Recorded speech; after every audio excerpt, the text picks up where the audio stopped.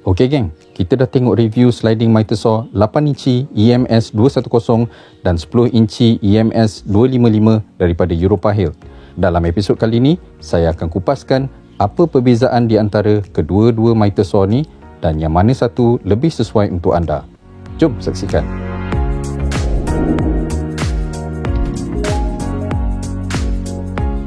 Okey geng, Assalamualaikum dan selamat datang ke channel saya.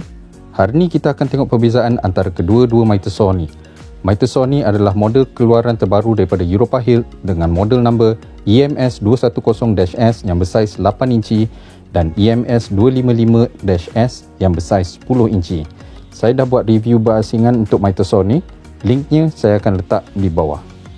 Bila saya buat review individual bagi miter saw ni, saya perasan yang cut capacity-nya tak jauh beza. Jadi saya rasa lebih baik saya buat satu lagi video yang menunjukkan perbezaan antara kedua-dua miter saw ni dan mungkin boleh memberi pencerahan kepada anda supaya lebih senang untuk memilih yang mana satu yang lebih sesuai. First kali, kita akan tengok perbezaan cut capacity dia.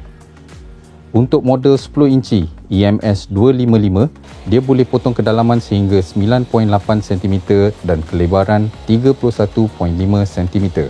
Dan model 8 inci EMS 210 pula, dia boleh memotong kedalaman sehingga 8 cm dan kelebaran lebih kurang 30 cm.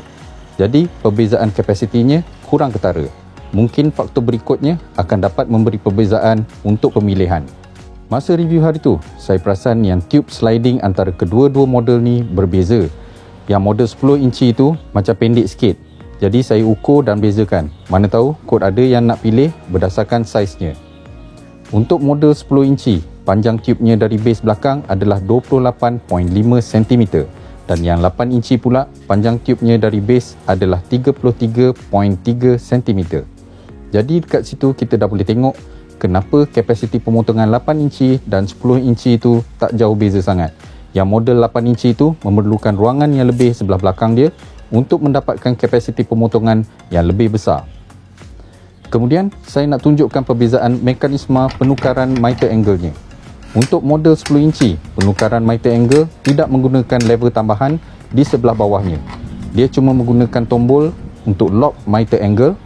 Walaupun lebih senang macam ni, saya lebih prefer mekanisme macam model 8 inci di mana ianya menggunakan lever dekat bawah tombol tu untuk menukar angle miternya. Dan bila dia terletak, dia berada dekat lokasi positive stop yang ada.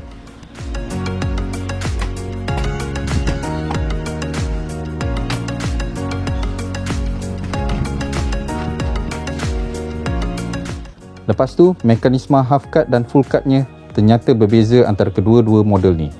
Untuk model 10 inci, mekanisme half cut dan full cut-nya adalah lebih bagus. Ianya menggunakan lever yang boleh bertukar posisi. Bila kita nak buat half cut, kita hanya perlu tarik lever tu dan skrunya akan berhenti dekat situ. Half cut ni selalunya kita pakai untuk tanggam. Jadi, jika lagi mudah mekanismenya, lagi mudahlah kita untuk buat tanggam tu secara berulang tanpa perlu setting kedalamannya setiap kali kita nak buat tanggam tu ya. Yang 8 inci ni leceh sikit. Kita kena set skru dia setiap kali kita nak ubah dari full cut ke half cut. Jadi kalau katakanlah kita nak buat tanggam yang sama berulang kali, kita terpaksa adjust skrunya dan kena pastikan kedalamannya sama setiap kali.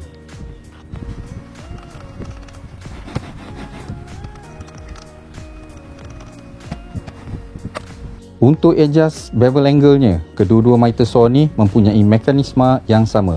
Dia menggunakan tombol belah belakang ni untuk melonggarkan dan kepala miter saw hanya boleh miring ke sebelah kiri sahaja.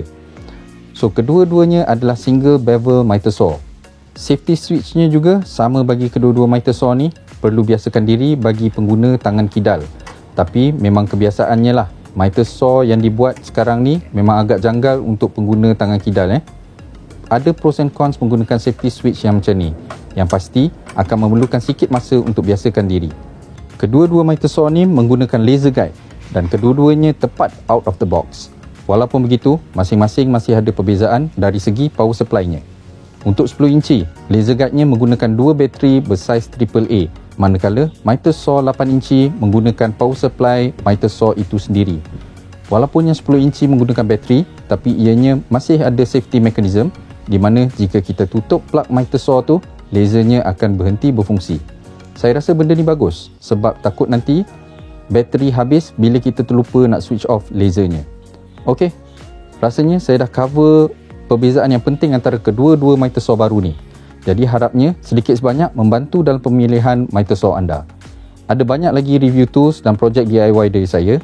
Kalau tak nak ketinggalan, boleh bantu saya dengan follow FB saya, Hito DIY, subscribe channel saya di YouTube dan TikTok.